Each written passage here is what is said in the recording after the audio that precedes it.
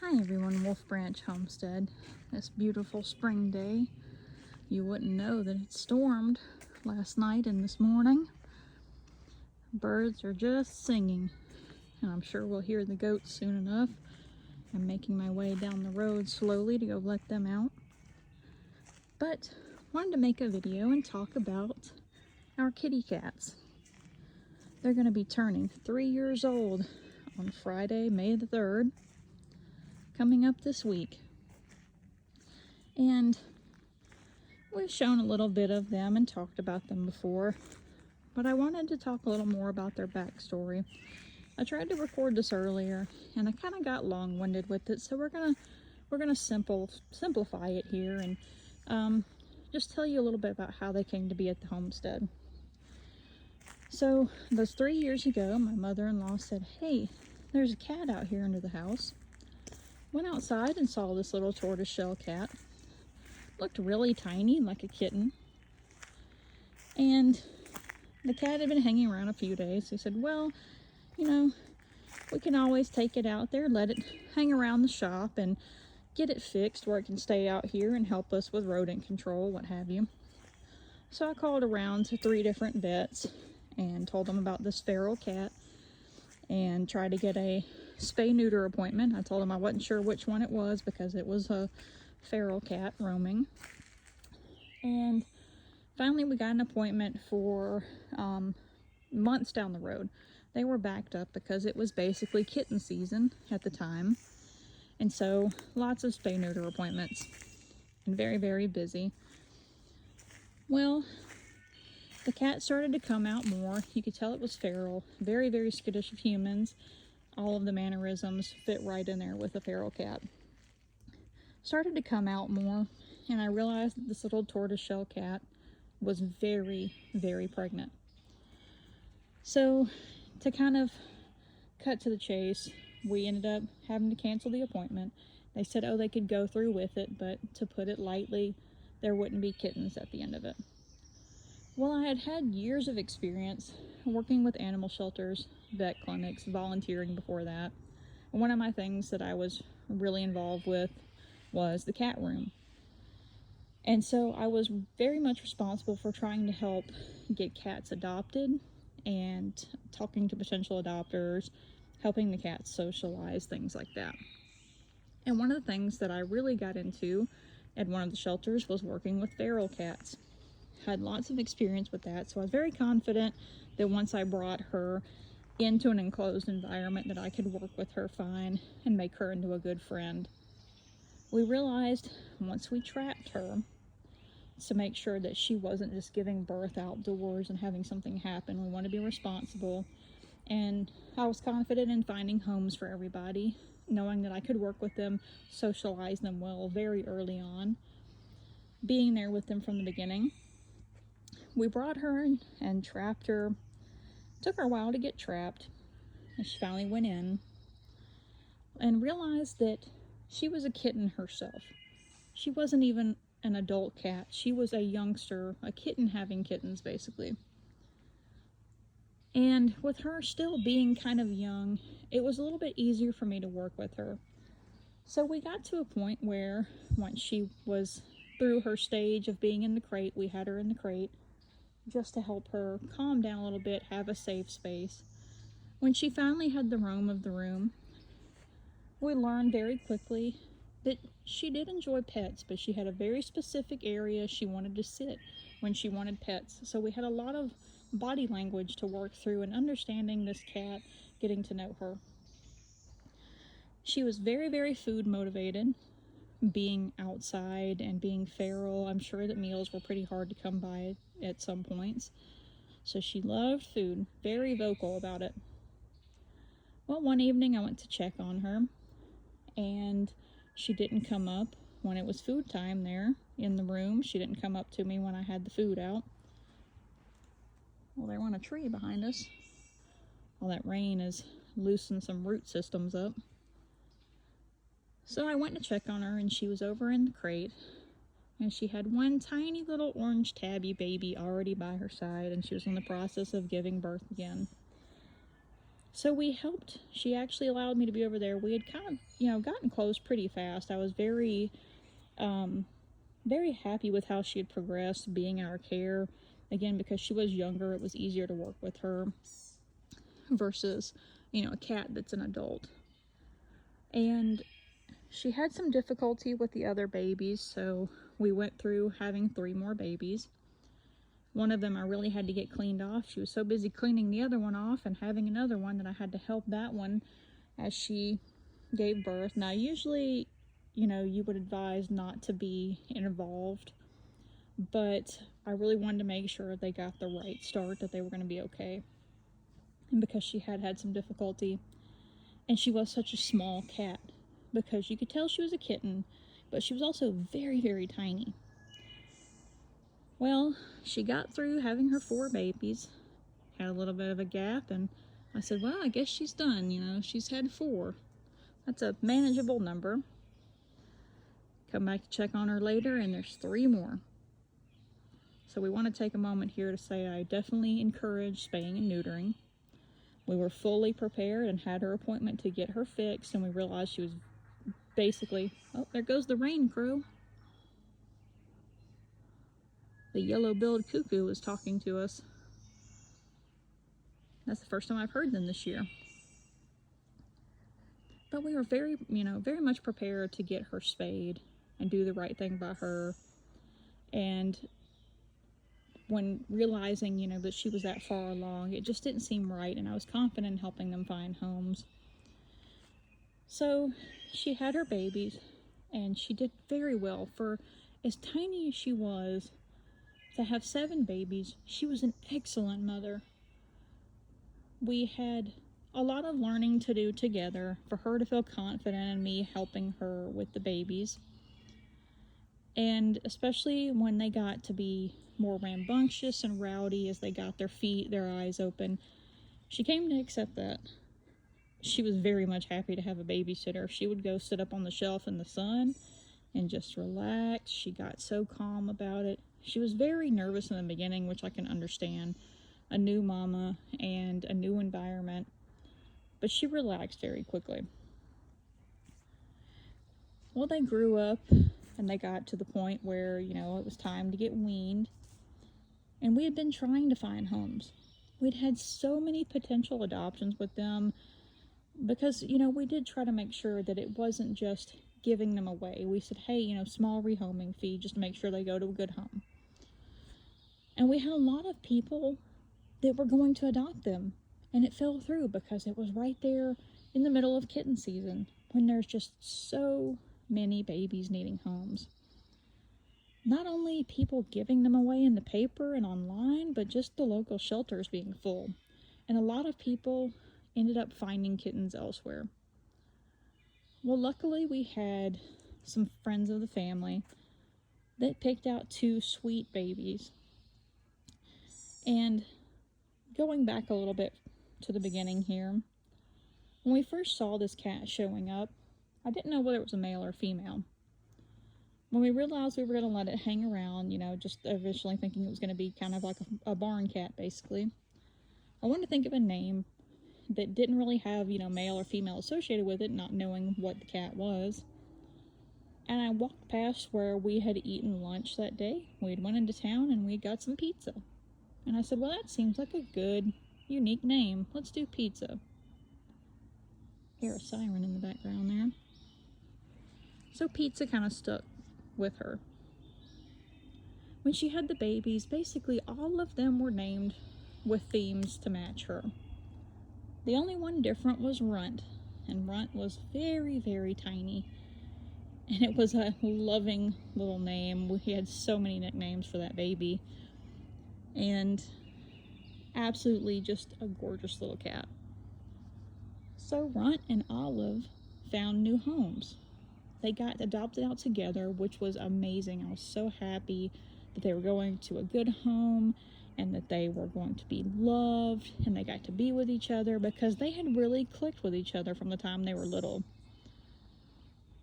And so we had found homes for 2 of them, and I cried. I waited until they left, and I just cried.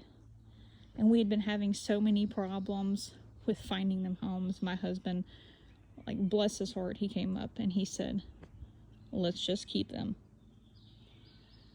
Because I had such a hard time. Sorry, it was such a unique experience. I love those babies so much. And I had such a hard time saying goodbye. I knew they were going to a good home. I knew it was a good thing. But he said, well, let's just keep them. So when they were weaned, Mom got fixed. And then right when they got to that age, they've been kept separated out. And when they got to the right age, all the babies got fixed too. So we kept Mom and 5 of the siblings. And they are just the happiest, happy-go-lucky babies. They go and get their vetting every year. They all got spayed and neutered. And they like to get out on their little leash walks. They all walk on a harness and a leash, except for one. She's a little bit shy about it, so we don't pressure her, because the other ones, they'll run up to you. They hear the harness and the leash, they're ready to go. Pizza will cry and cry. She loves it. That little baby, Sausage, doesn't like going outside, so we don't pressure her. We just play with her a little bit more indoors. Mott's, on the other hand, Mozzarella, that you see lots of videos, she loves being outside. She's the first one we started really taking out and walking. She's been out there. She loves going to the garden. She loves the goats. Absolutely loves being around all the animals. And so they came to be with us because we had this one little feral mom show up. And because she hadn't been spayed, she had 7 kittens. Can you imagine if all of those 7 kittens hadn't been fixed? By the next year, they all could have been reproducing. Even probably within that same year. Which is wild to think about. But again, everybody got spayed and neutered. That was one of the biggest things. Made sure to schedule that well in advance. Staggered everybody out. Got 2 at a time basically fixed. Let them heal up. They did great. And now we have just these awesome little Homestead Kitties living with us. And they're coming up on their 3rd birthday. And, you know, it's not the Ritz. It's not a perfect, completely pampered, lavish life for them. But they are loved beyond belief. And we got to keep the siblings together. Mom is just the biggest ham. Pizza loves attention. That's one thing I found when I worked with feral cats. I had one in the past. I absolutely loved him. Adopted him at 6 months old from where I was working. And he was entirely feral. By the end of it, he was just the biggest love bug. They bond a lot differently than a cat that's been raised as, you know, from the time it was a kitten around people. There's a totally different relationship. And unless you have the experience working with them, I don't recommend adopting a feral cat like that. And most places won't do that. But somebody with experience working with them, like if you learn to actually read into the body language, stuff like that, it's just a totally different experience when you can finally unlock that cat hidden underneath, that real love bug. It's just a totally different relationship. Pizza is so loving. Sometimes she gets annoyed with her babies, which is understandable because they are just rambunctious. They're almost 3 years old and they're still just wild child babies running all over the place. But she has blossomed into like a lap bug. She loves being in your lap. She loves attention, still loves food. You have to watch. Everybody's got their separate bowls. They have their separate portions, watching them eat, because she would probably just eat all of it. So everybody's got everything separated out. And she's such a good, well-mannered cat. She's been easy to give baths to. Everybody gets their nails trimmed frequently. I can't say enough good things about them. I'm so proud of how these cats have grown up. It's definitely very emotional being there with them from the beginning. It's very special. So here ahead of their 3rd birthday, you know, I know they're not going to watch this, but I just want to say how thankful I am for our cats. I love them so much. And especially in light of last year when we lost our puppy dog, especially Pizza, she really stepped up with being emotionally connected and being there for us. And just being all around great cats. You know, they are so, other than like their occasional little spats with each other, again, they're so hyperactive and sometimes they just like pestering each other. But other than a little bit of, you know, spats with each other like that, they're just so well mannered. Literally all of them know super cool skills. We clicker train them, positive reinforcement training like all of our other animals. They all know at least sit and high five. Some of them know a lot more than that. Even Pizza, our feral one, she learned all that. With cats, I've taught youngsters and I've taught older cats, and she picked up, you know, right there in the middle as far as age-wise, and she picked up perfectly. Pizza knows a few things, and the babies do too. They've blossomed into being so easygoing for nail trims. I sit down with them and hold them. We do our nail trims frequently. They're just great about it. Pizza especially. Like I said, sometimes I've had a better connection with some of my ferals, and they come out to be just awesome little cats. She does well about it. Even at the vet's office, you know, you'll see videos sometimes of people having a cat at the vet, the cat screaming and fighting, having a miserable time.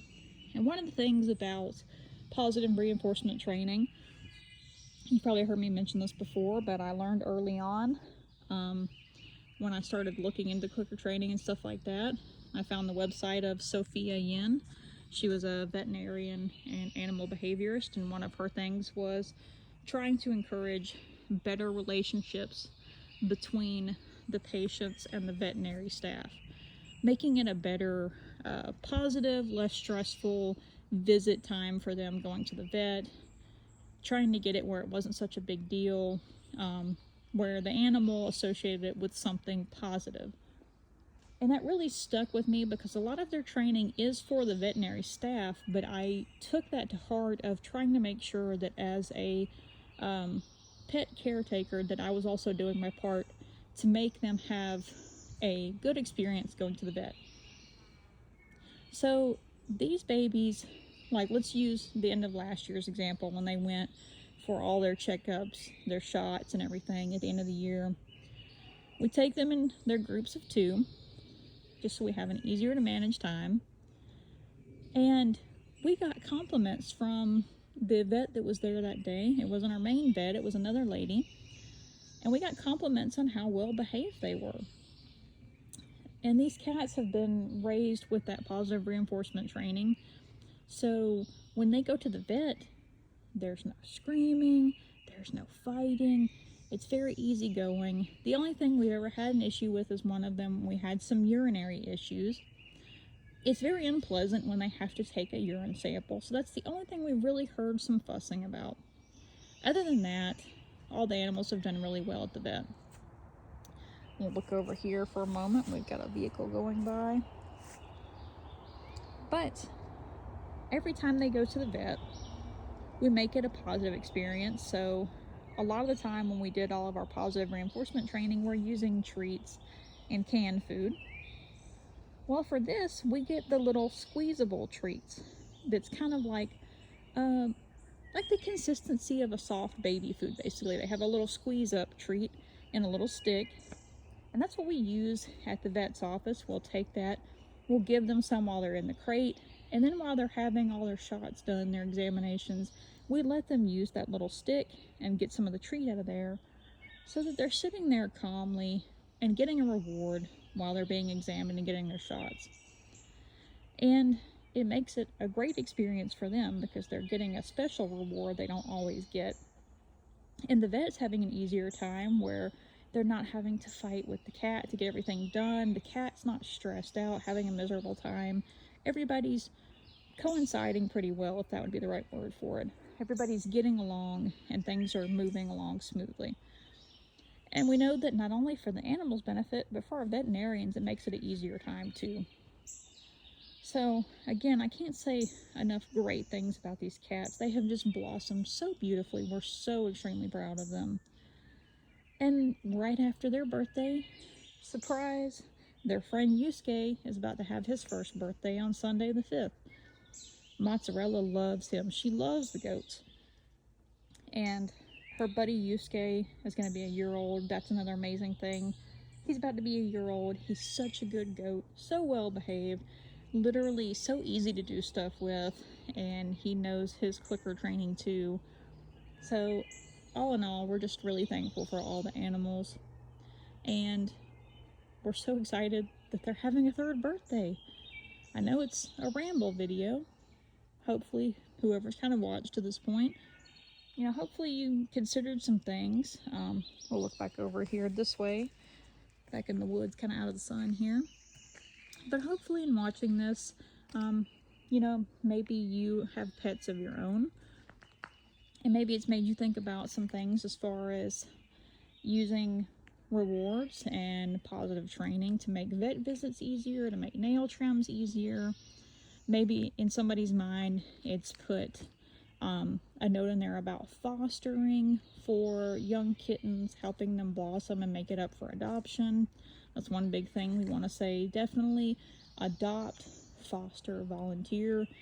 You have no idea how big of an impact you could have, especially during this busy kitten season and this puppy season.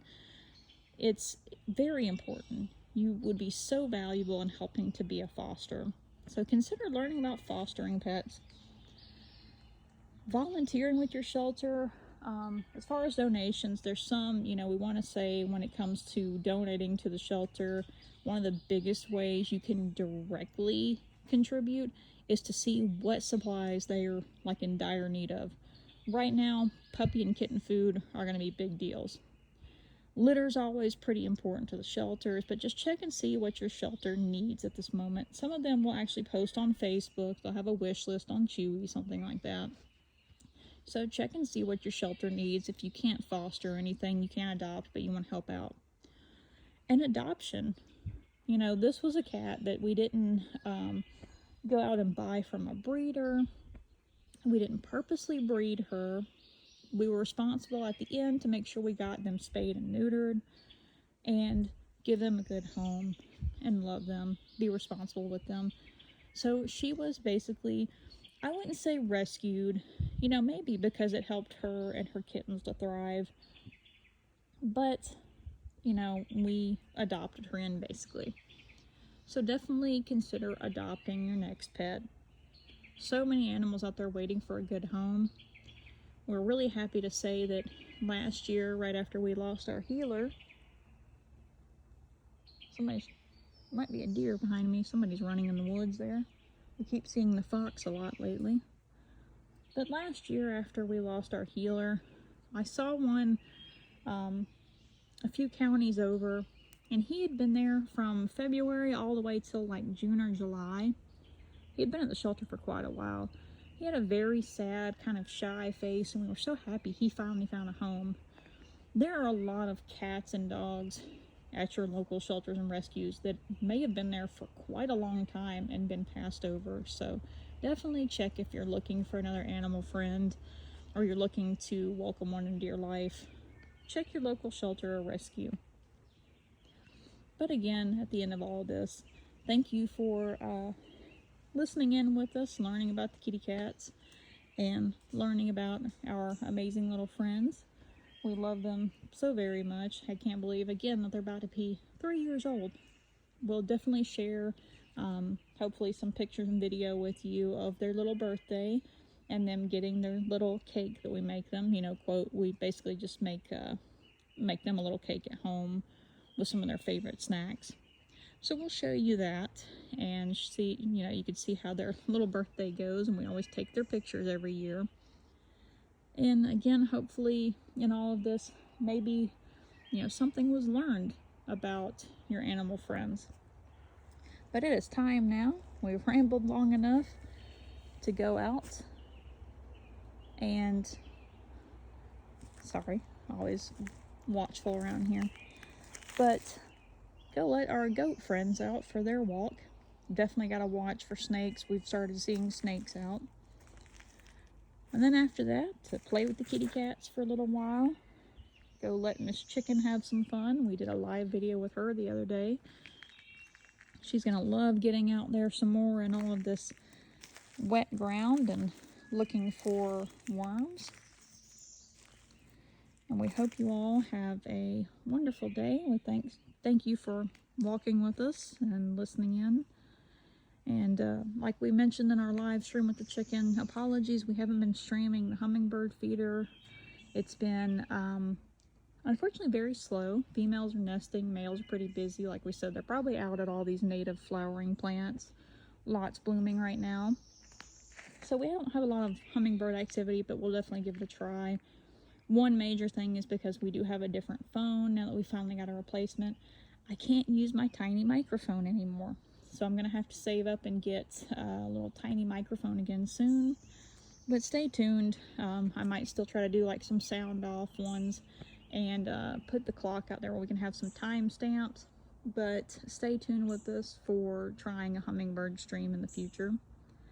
Again, we also can't really post anything edited right now, so it's been kind of complicated.